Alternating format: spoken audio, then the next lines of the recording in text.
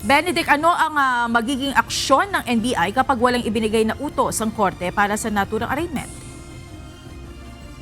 Magandang hapon, Monica. Ayon nga sa National Bureau of Investigation, hanggat walang ibinababang utos ang korte ay dadali nila sa Manila Regional Trial Court si dating Negros Oriental 3rd District Representative Arnolfo Arnie Teves Jr. para nga sa arraignment nito.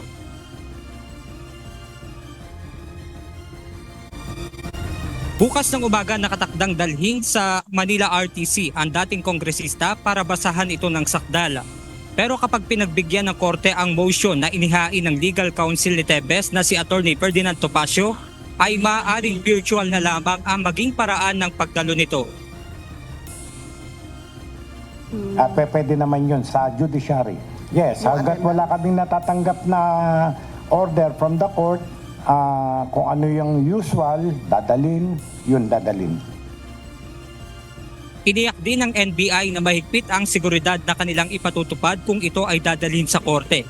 Ayon pa kay NBI Director Jaime Santiago, may isang korte na sa Maynila ang nag-issue ng commitment order kay Teves. Alam nyo, different courts in Manila ang may hawak ng kaso. So baka mamaya yung isang court na yun na natanggap namin sa BJMP Manila, yung isa naman sa Bikutan. Pero sa ngayon ay naghihintay pa rin ang NBI para sa pinal na utos ng korte hinggil sa consolidation ng kaso nito. Being a former judge, nagagalit ako pag hindi ako sinusunod. Kung yung iba-ibang judge ay hindi sinunod ng aking warden, kawawa naman yung aking warden.